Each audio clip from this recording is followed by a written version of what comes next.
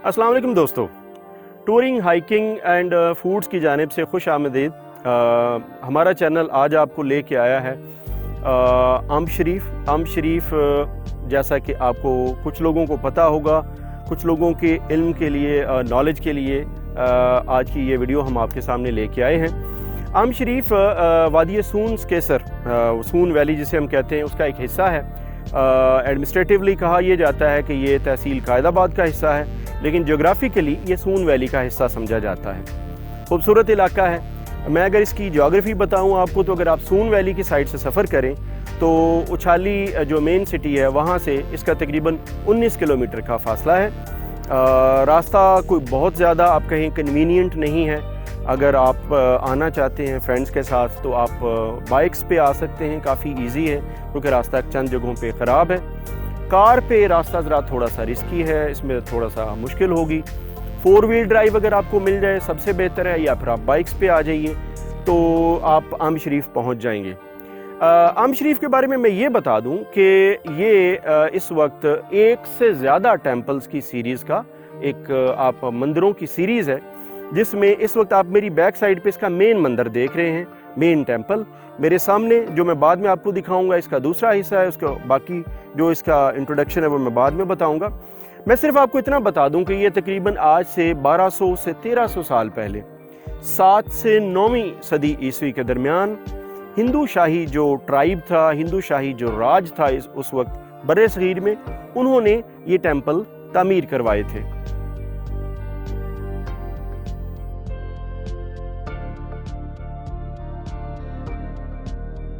दोस्तों, एक चीज़ इंसानी तारीख़ का बिल्कुल एक हकीकत की तरह है कि ज़माना कदीम से लेके आज तक मज़हब और खुदा का वजूद इंसान की बुनियादी ज़रूरत रहा है। लिहाजा जब भी हम किसी तारीख़ी जगह पे जाते हैं, और ख़ास तौर पे हम उस जगह पे जाएं जहाँ पे कोई मजहबी इबादत गाह हो, तो वहाँ पर जाकर हमें ना सिर्फ जहाँ एक तरफ उस इलाके की जो एक सियासी तारीख़ है और एक समाजी तारीख़ है वो मिलती है, बल्कि उस इलाके के लोगों के मजहबी रुझानात और अपने मज़हब से लगाव का भी हमें एक बड़ा सबूत मिलता है।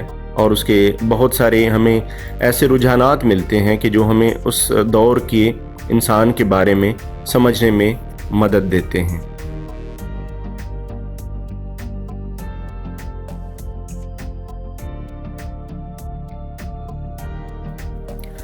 दोस्तों, जैसे ही हम इस मंदिर के अंदर दाखिल होते हैं, और जैसा कि आप देख रहे हैं इसके बिल्कुल स्टार्ट में एक बहुत बड़ा पिलर है जिसके ऊपर ये मंदिर कायम है।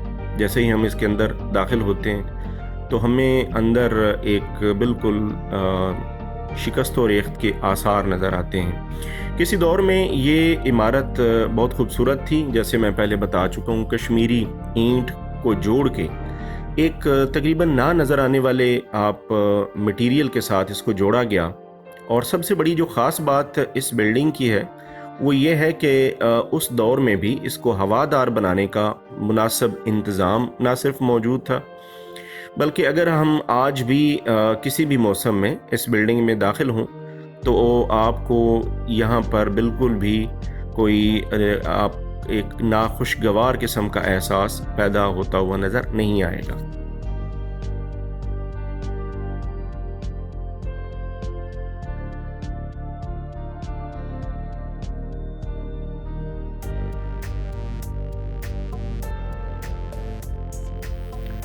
दोस्तों, ये हम सब जानते हैं कि जिस जगह इस वक्त मैं बैठा हूँ वादी सून में, और अम्ब शरीफ एन मंदिर के बिल्कुल सामने, इसके बारे में तारीख़दान ये ख्याल करते हैं कि ये जो बैरूनी हमला आवर थे बरसगीर में, ये उनकी गुज़रगाह है। तो ये जो इलाका है ये उस वक्त हिंदू शाही एक ख़ानदान जो कि महमूद गजनवी के बारे में कहा जाता है कि जब महमूद गजनवी ने बरसगीर पे हमला किया सोमनाथ की तरफ जाते हुए, तो सबसे पहली जो रेजिस्टेंस उनको मिली यहाँ पे, वो उस वक्त के हिंदू शाही ख़ानदान आनंदपाल और राजा जयपाल की तरफ से थी। उन्होंने इस इलाके में तकरीबन 1000 से जो सन के लगभग इस इलाके में अपने इस किला की मदद से महमूद गजनवी को बहुत ज़्यादा मज़ाहमत दी। اس سے کچھ عرصہ پہلے یہ مندر تعمیر ہوا۔ یہ جو ہے مین آپ کے سامنے جو مین مندر ہے، یہ تقریباً 15 سے 20 میٹر کی اس کی ٹوٹل بلندی ہے، اور یہ تقریباً 3 منزلہ مندر ہے۔ اس کا جو دوسرا مندر ہے وہ اس سے تھوڑا چھوٹا ہے، لیکن یہ ایک 3 سٹوری 15 سے 20 میٹر بلند ہے، اور یہ فن تعمیر کا ایک شاہکار تھا۔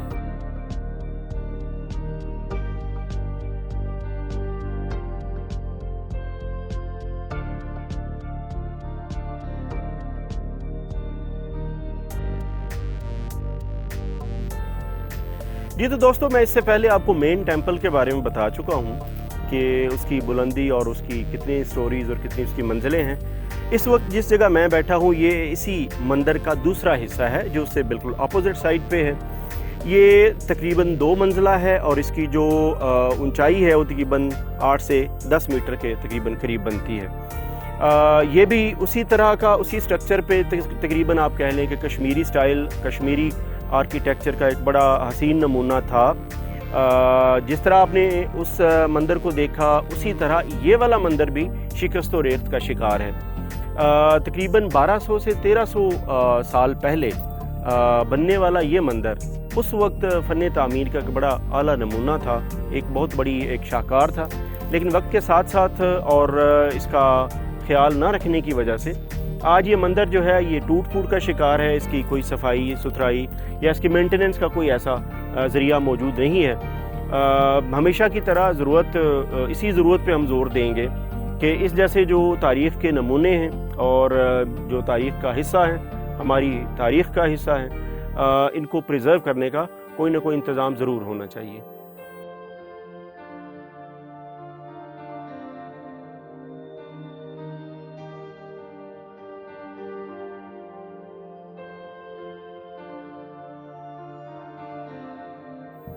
جی تو دوستو، ام شریف جو ٹیمپل ہے، یہاں آ کے تو ایک آبزرویشن ہماری یہ بھی بنتی ہے کہ اس سے پہلے اگر جہاں جہاں ہم لوگ گئے مختلف ٹیمپلز کو دیکھنے کے لیے، جیسے ہم کٹاس راج گئے، ملوٹ گئے، یا اس طرح کی آپ کسی اور جگہ پہ بھی اگر آپ چلے جائیں تو آپ کو ایک چیز ان کی تاریخ میں اور ان کی جو وہاں کی جغرافی ہے وہاں سے ایک چیز پتہ چلتی ہے، وہ یہ کہ یہ جتنے مندر تھے یہ ایک قلعہ کے اندر بنائے گئے تھے اونچائی پہ، اور وقت کے ساتھ ساتھ ہر جگہ پہ یہی ایک آپ کہہ لیں کہ اس علاقے سے سلوک ہوا، وہ یہ کہ جو قلعے ہوتے تھے وہ آہستہ آہستہ مسمار ہوتے چلے گئے، منہدم ہوتے چلے گئے اور ختم ہوتے چلے گئے۔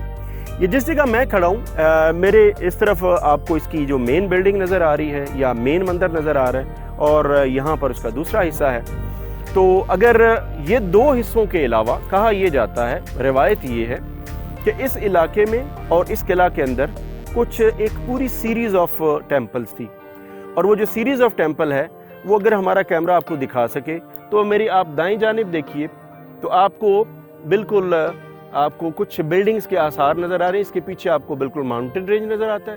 اس کی طرف اگر آپ دیکھیں تو یہ منہدم آپ کو ایک عمارت، اور اس کے ساتھ بالکل ایک سیریز ہے پوری، یہ بالکل اگر آپ پیچھے دیکھیں اس کے، یعنی آپ یہ دیکھیں کہ جو مین مندر ہے، مندر سے بالکل آگے تک یہ ایک پوری سیریز تھی، اور یہ خیال کیا جاتا ہے کہ ان پہاڑیوں کے ارد گرد یا اس پورے علاقے کو ایک آپ کہہ لیں کہ قلعہ نے گھیرا ہوا تھا۔